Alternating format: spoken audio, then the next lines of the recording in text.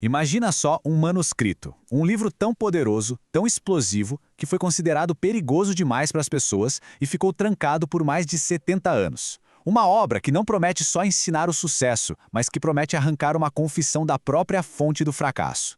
Hoje, a gente vai abrir esse cofre e decifrar os segredos de Mais Esperto que o Diabo, de Napoleon Hill.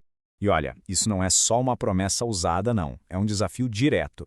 O livro se apresenta não como um guia de autoajuda qualquer, mas como a transcrição de um interrogatório. É isso mesmo. Napoleon Hill afirma que colocou o diabo no banco dos réus e forçou ele a revelar cada truque, cada armadilha que usa para sabotar nossos sonhos e manter a gente preso na mediocridade.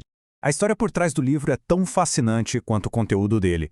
Ele foi escrito em 1938, bem no auge da fama do Hill com o Pense e Enriqueça, mas a própria família dele tomou a decisão chocante de esconder o manuscrito. Eles ficaram com medo de que as ideias ali fossem radicais demais, sabe? Que a sociedade da época não estaria pronta. E como a gente vai ver, eles tinham toda a razão. O conteúdo é pura dinamite. Mas para a gente entender essa tal entrevista, a gente precisa voltar lá no comecinho de tudo. Tudo começou com uma missão gigantesca que um dos homens mais ricos do mundo deu para um jovem Napoleon Hill. Tenta visualizar a cena. Estamos em 1908.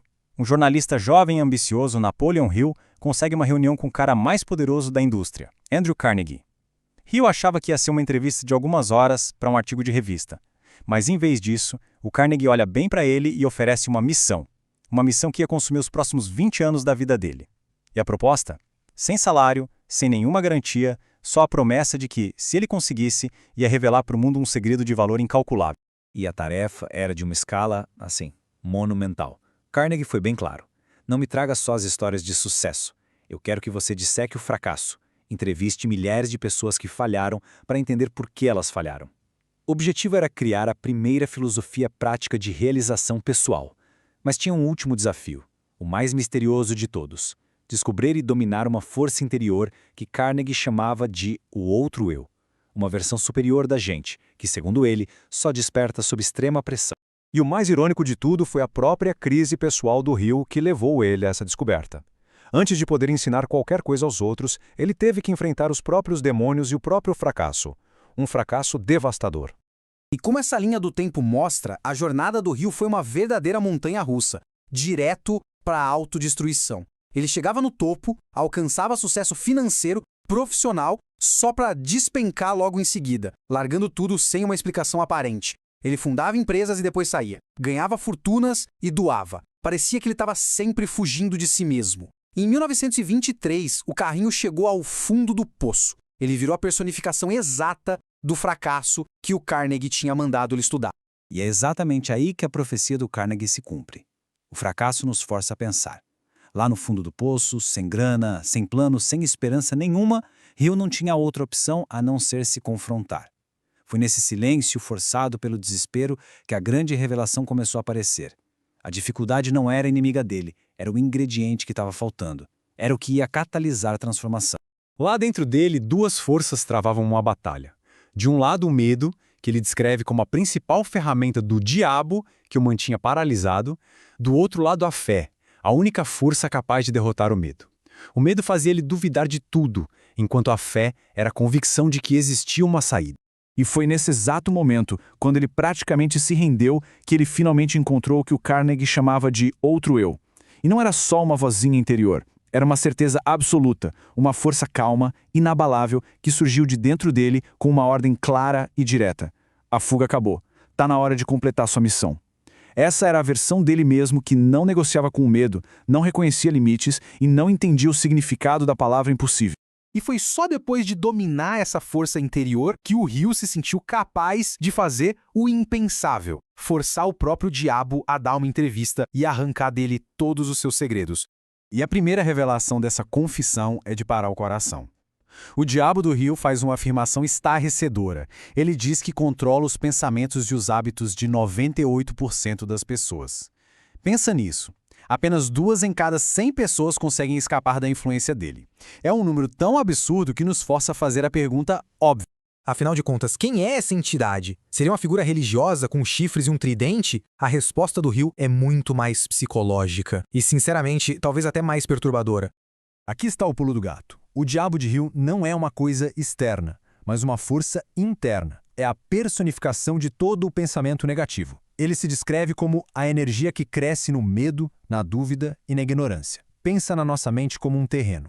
Se a gente não preenche esse terreno ativamente com propósito, com pensamentos claros, as ervas daninhas da negatividade crescem e tomam conta de tudo.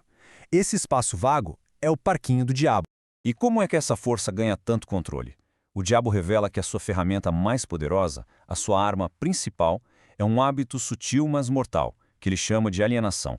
Se alienar, ou drifting no original, é basicamente viver sem propósito. É o famoso deixar a vida me levar. É ser uma folha ao vento em vez de ser o capitão do próprio navio. A pessoa alienada terceiriza o pensamento, as decisões e, no fim das contas, o seu próprio destino.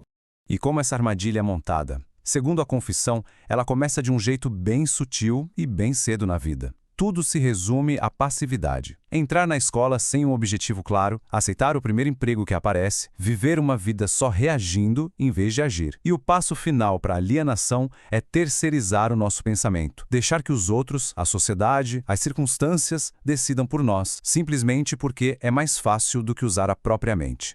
A partir dessa ideia central, o diabo traça um retrato bem claro de dois tipos de pessoas no mundo. Aquelas que ele controla, os alienados, e aquelas que escapam dele, os vencedores, ou os não alienados.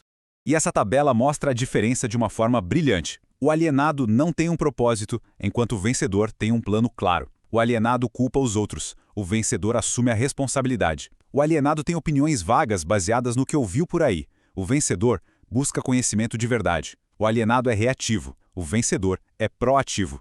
É um espelho bem poderoso para a gente fazer uma autoavaliação. Bom, o diagnóstico pode parecer meio sombrio, quase paralisante.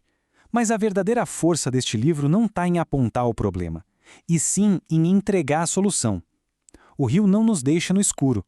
Depois de expor todas as táticas do diabo, ele nos entrega um manual de instruções para desarmá-lo, as chaves para quebrar o código dele e, finalmente, retomar o controle total da nossa mente.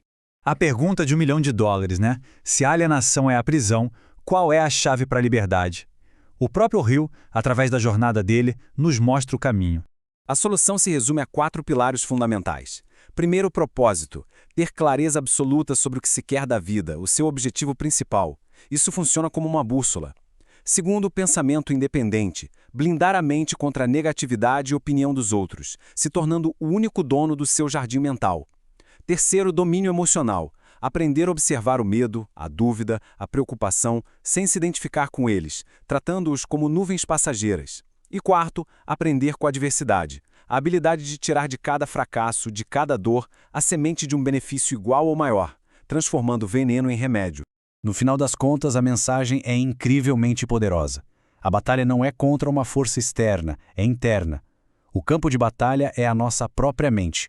E a vitória vem da decisão consciente, diária, de ocupar esse espaço com propósito, com fé e com pensamentos positivos. E tudo se resume a esta verdade fundamental, que o Hill capturou perfeitamente. Sua única limitação é aquela que você estabelece em sua própria mente. O diabo, a negatividade, não tem poder próprio. Ele só ocupa o espaço que a gente deixa vago. Ele se alimenta da autoridade que a gente abre mão. E assim, a pergunta final não é se o diabo existe, mas sim quem está sentado no trono da sua mente.